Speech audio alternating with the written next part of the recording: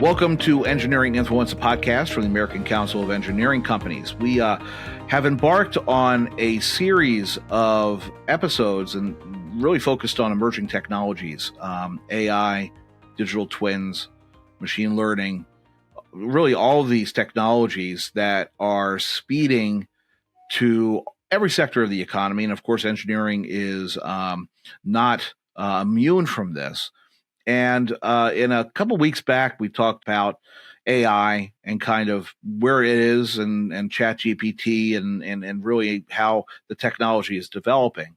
And the more that we talked about it after the show, we realized that one show is not enough to actually get into this, to really give it the respect that it deserves. So we decided to do a series. And this is the second episode in that series.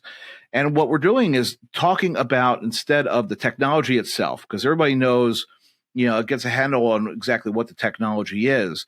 But it's one thing to understand kind of what AI is right now, or ChatGPT, or whatever you want to call it, and however it's being implemented. It's one thing to talk about the technology, and it's another thing completely to talk about how do you use it.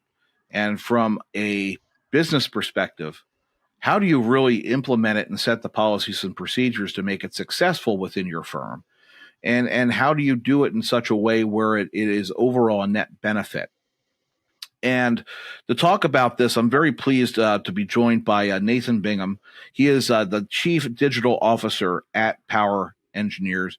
Nathan, thank you for joining us. Really appreciate it today. Oh, happy to be here. So, Nathan, really to kick off, as Chief Digital Officer, what's your overarching view of AI as a tool for the engineering industry? How do you fall? Do you fall as feeling it's a threat, opportunity? It's another tool in the toolbox? Where do you come from on this whole issue? I'm of the camp where it's another tool in the toolbox. I'm optimistic for it. I think there's a lot of value to potentially come from it. Though it's not it's not going to solve all our problems. It's not something that is necessarily, I guess, I think it is revolutionary, but it's not going to necessarily change our world completely. And as someone in charge of really putting all the tools, all the digital tools together and making them work within a firm, how did you go about approaching the technology and getting it implemented within the firm? What was that journey like? So we're still in the journey to some extent, but we started it obviously earlier this year when ChatGPT hit the market and I think had the fastest adoption rate of any technology ever. And at that point, we started thinking, okay, what do we do with this? What does it mean? And I'm sure everybody else did. And I think first made the assumption, and I think it's been a pretty good one, is that we're not going to stop the use of the technology, that we need to find ways to help guide proper usage and not just try to stop it. And we're 9 months into the year, kind of 9 months into ChatGPT, and as I've gotten out and met with various people across the industry, I feel like that was a good assumption, a good first step, because I've heard many people whose their policy is to not use it. It's been blocked on their systems, and then that's usually followed up with, but we found ways to get around that. And so I don't think that not using it is really a good way to go, that people are going to use it. They'll use it on their personal device somehow, or they'll figure out some way to get access to it. Yeah, that's an interesting point. People are going to use it whether it's going to be sanctioned or not. The question is whether you decide to make the affirmative step to get ahead of it and actually embrace it and put some controls around it. Yeah. How did you approach the policies that would allow members of the firm, to implement ChatGPT, and how did you start introducing it in the firm? Was it first for, limiting it to only, for example, marketing materials for RFP review? How did you kind of get the entry point for it? Yeah, so it's been challenging because the technology is evolving. I mean, there's been new updates and rollouts and features and capabilities as we have come through the year. And so initially, we started with trying to help our employees understand what the risks of using it were. So education was the first step, and that's the first thing we communicated to the companies. If you're going to use it, be aware of disclosing confidential information. Be aware that it's not always correct. It's using data that's 2 years old, and trying to help those people who would be using it understand what the limitations, what the risks, and such were to use it. And so that's kind of where we started, knowing that we needed something more.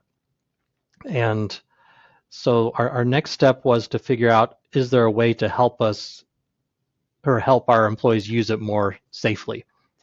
And that's where we started looking at, initially the main way to do that was through an API into the software, that if you used an API, you keep your internal information internal. It didn't get exposed to the greater chat GPT engines and wasn't used for external learning and all that. And so we started really pursuing and exploring that path, and are still working on that. And we're developing a tool that is internal, that will learn on our own data and interface with that API. Now, what's been, again, interesting is also in that time frame, I believe both Microsoft and OpenAI have both released what I think they're calling enterprise versions that also now, the terms and conditions are that data would stay internal. So because it's evolving as we're trying to create structure and guidance, everything's changing as we go. Yeah.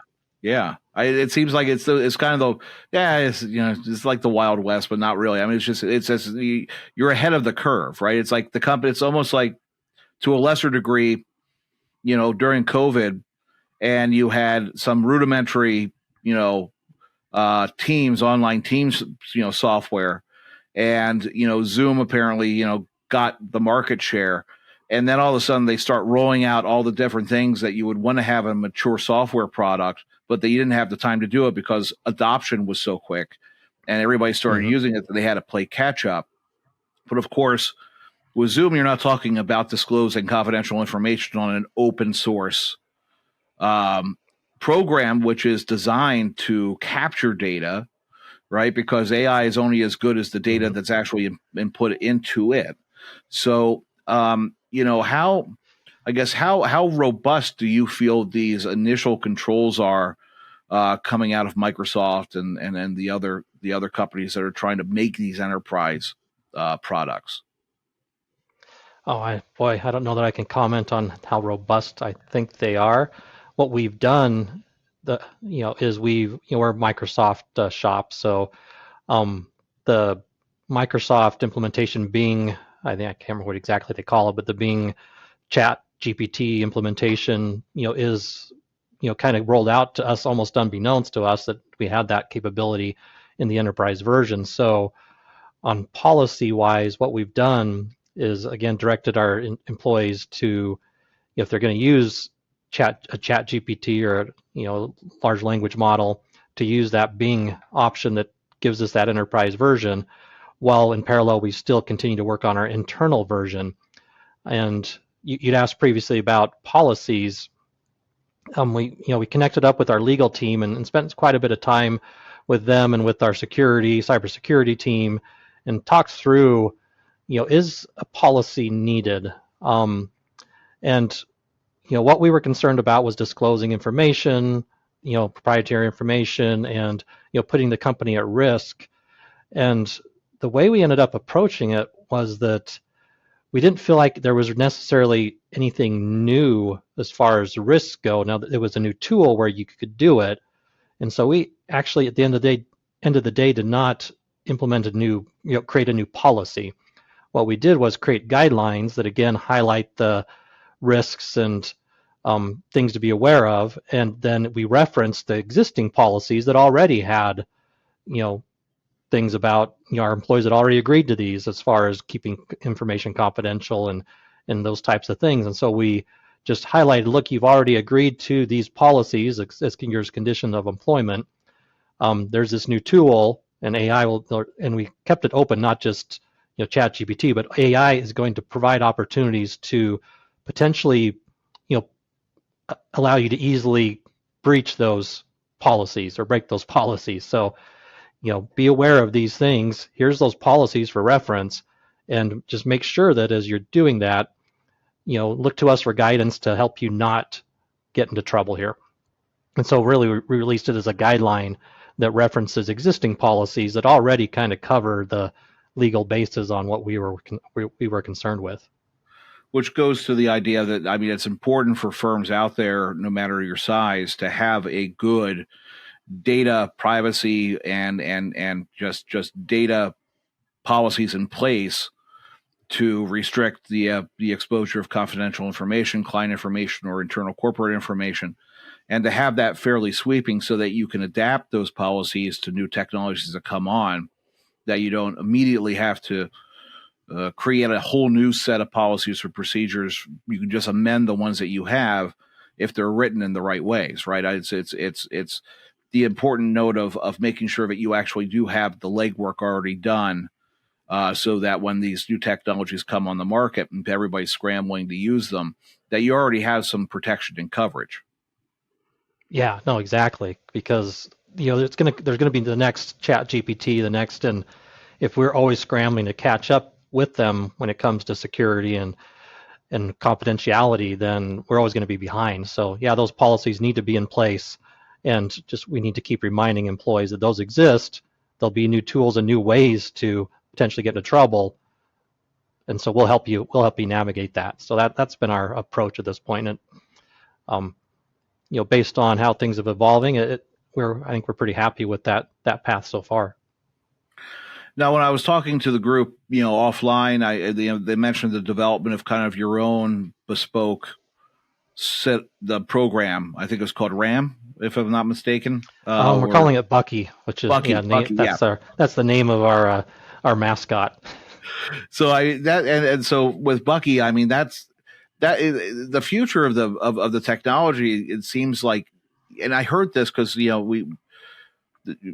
we had a group of engineering executives in town, and we had a media dinner with them, and we talked to some reporters about emerging issues with engineering, and AI came up, and it seemed as though everybody around the table was talking about how their individual firms were kind of developing their own bespoke tools and branding them and having them kind of as an internal thing. With Bucky, I mean, is that internally focused right now, or are you hoping to turn that at some point into something that you could actually offer as a service or an enhancement to your existing services for clients? So right now it is internal, and we look closely at should we be developing anything at all, or should we be using commercial off the shelf offerings? And we're pursuing this internal path for a couple of reasons. The first one is we need to be engaged with AI. We need to understand it, and if we don't start now, we'll just be getting behind as new things come out. We're not going to be able to catch up. So one good reason to get engaged with it at all is just to understand it, and so we understand when new things evolve, how to apply them to our company. The next reason is there's these external tools, and while they can do likely the same thing that our internal tool will be capable of, it's going to be a little more cumbersome from the standpoint of if I want to use OpenAI to analyze documents, I need to compile my own data set, and then I need to feed it into it, and then it can read it, and then it can give me something back.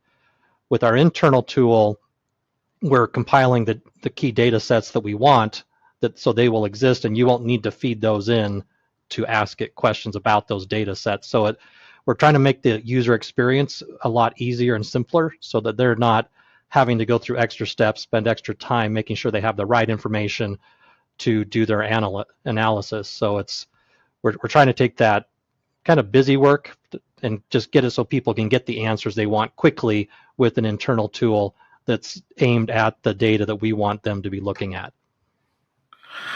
When you So, looked at, I'm just wondering about it on the implementation again. I mean, when you opened this up and you kind of sanctioned the use of AI, how did you approach it from a departmental standpoint? I mean, was it first kind of the non, I guess the non-client work? Was it more of the internal, firm management and operational side of the house?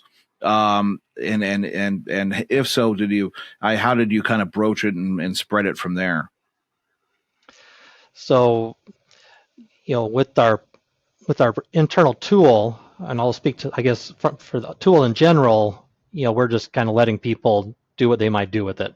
Um, Now, as we've created this internal tool for our specific internal, using our specific internal data, we before we even could get started on developing anything, we probably had 5 use cases that had been brought to our attention.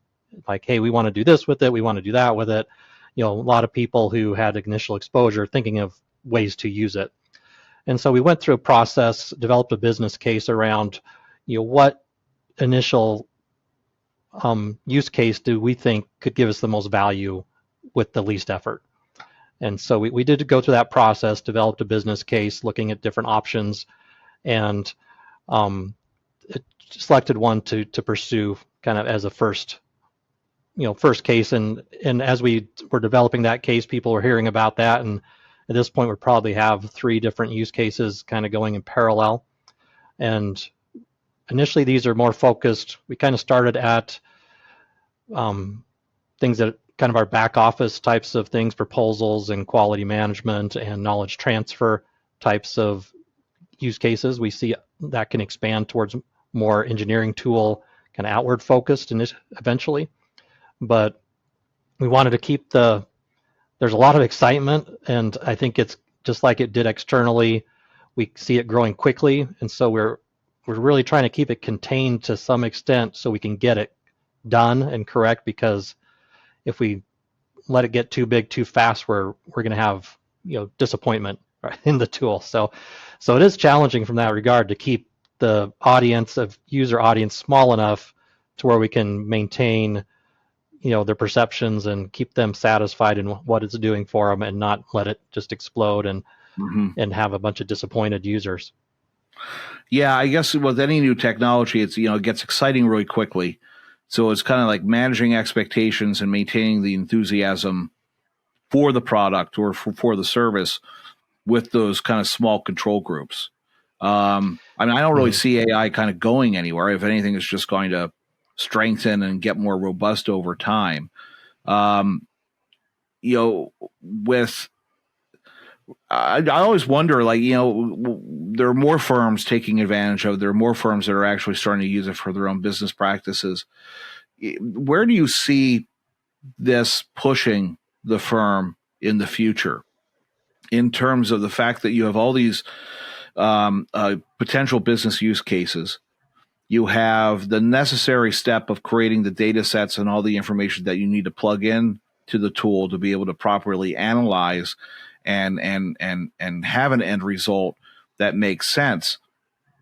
Do you see the need over time for a lot more data specialists, people who might not specifically be engineers, but might be more computer scientists or programmers, to kind of offset, the use of the software?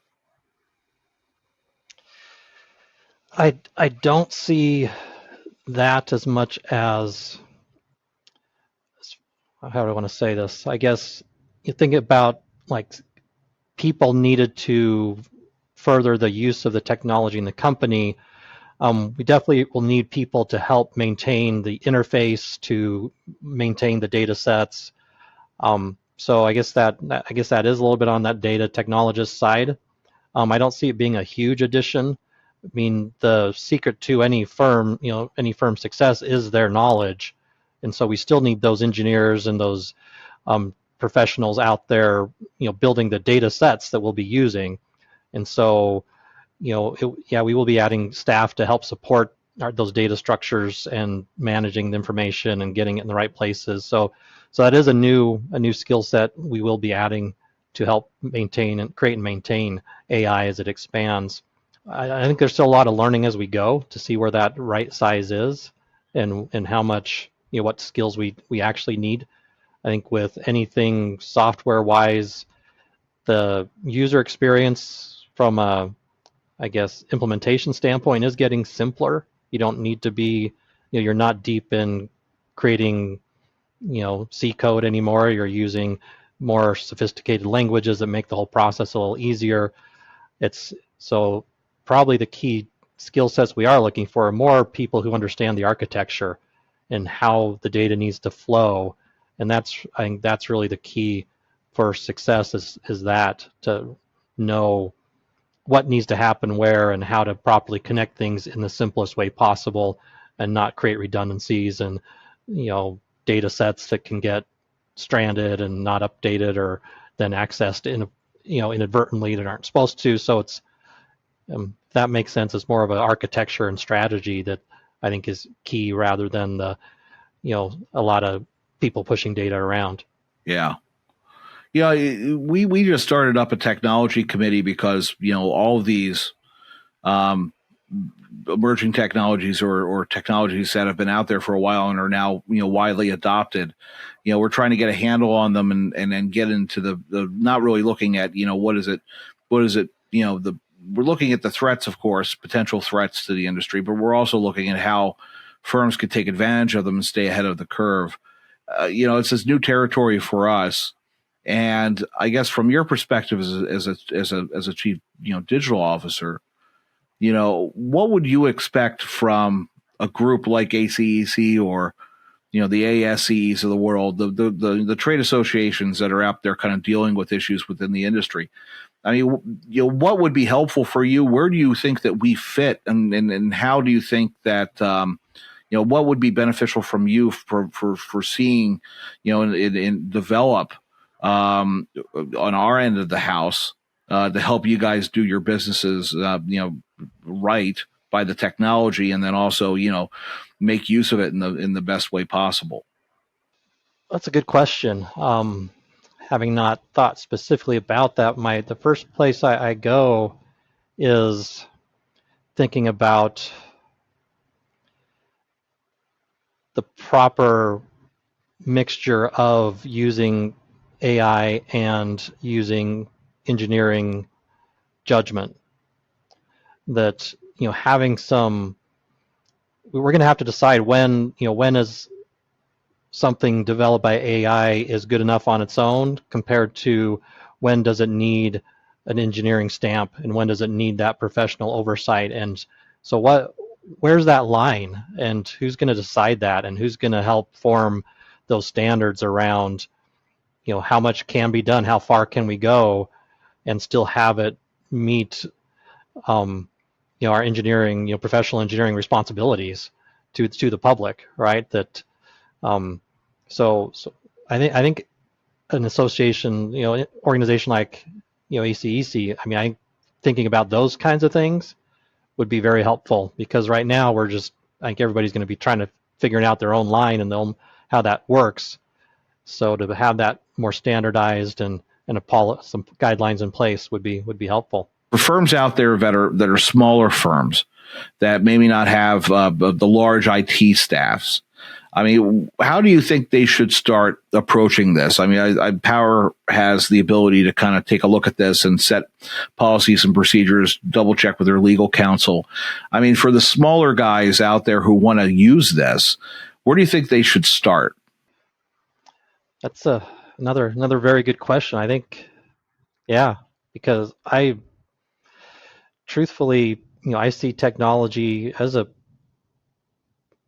threat to those smaller firms. That the larger firms do have the ability to embrace and potentially develop or accelerate usage of technology such that differentiates them in a cost fashion that hasn't been the case in the past. Right? It's always been the smaller firms are less expensive because they have lower overheads. If the larger firms are able to use technology to lower their delivered costs of service, then the paradigm switches a little bit, right? So I think for those smaller firms, if they're to survive, they need to be thinking about how to do something with it, how to use it to improve the way they deliver and create their products. Now, how do they actually do that? I think because it's a new technology, I would think there's opportunities with universities partnering with grad students and other other ways like that to potentially get some assistance to accelerate it that maybe would be a less cost solution. And but then that all takes time. Takes time away from doing engineering work. So how do you balance that? There's going to have to be an investment made that they're not used to making potentially. But I say all that, but then I've seen small firms that are so creative and come up with these new products, and so there's very motivated people in those firms. So I don't doubt they'll figure it out. Um, in most cases, because I see some of the most creative stuff coming out of small firms. Yeah, I agree with you. I think that the size. I don't think that a small firm should look at this and be scared, saying, "Well, it's too big, we can't do it." I think that's where the innovation comes in. They shouldn't shy away from it, but they should be smart about it, of course. And it seems like when you say about threat, it's everybody kind of looks at AI, and I guess they kind of fall into two camps. Either it's going to revolutionize society and make it better, or it's going to be the end of all things and the AI apocalypse. There's got to be it's more of an opportunity, and I think it's up to the engineering firms themselves to like turn it into an opportunity. But it's an important thing for firms to talk about. And I'll put a plug in for the fall conference that's happening in October. Next, really in a couple of days, really the 15th of October. It's a good opportunity to get together and talk about these things. So we want to encourage ACEC members to come to these events and actually talk about them, get involved with the committees, because you can share ideas and you can share thoughts in an environment that allows you to do so in a way that's it's non you don't have to worry about non-compete, or you have to worry about anything like that. So it's good to get involved, but it's good to talk about it. So that's my plug for anybody out there who hasn't registered yet to register. Nathan, I do appreciate your time. We're coming up on running a little bit right around the time where we like to wrap up. A good half an hour is usually our sweet spot on the podcast. What I guess, where do you see after ChatGPT? What do you think is going to be the next thing? I hate to prognosticate this, but this came out of kind of nowhere if you weren't paying attention to it. What do you think the next development of the technology is going to be? We're already seeing things with image creation, and I've seen some pretty innovative things that are taking kind of some basic designs and maybe allowing you to easily alter those and show kind of different types of architectural views. Or so I see it really changing the way we interact with the images we use. And I'm thinking more visual than actual construction initially, but it'll really help in that space to allow people to visualize what's going to be constructed and allow a much more engaging experience to potentially modify it, tweak it, and just see what's possible. So that's where I think I see things going next, just based on what's out there right now and how far along that's coming. So that'd be my estimate or best guess. I agree with you. I agree with you, because the stuff I use with Adobe on kind of the production of graphical products, the implementation of AI for that, for the ease of creation and manipulation of images, and if you're able to refine it to the point where you can do that with a plan and actually manipulate the plan in such a way where it makes sense through AI. Everything starts with text and then moves to visual. So that's probably the next area. So that's something to watch out for as well. So maybe we can talk about that down the line. Yeah, definitely.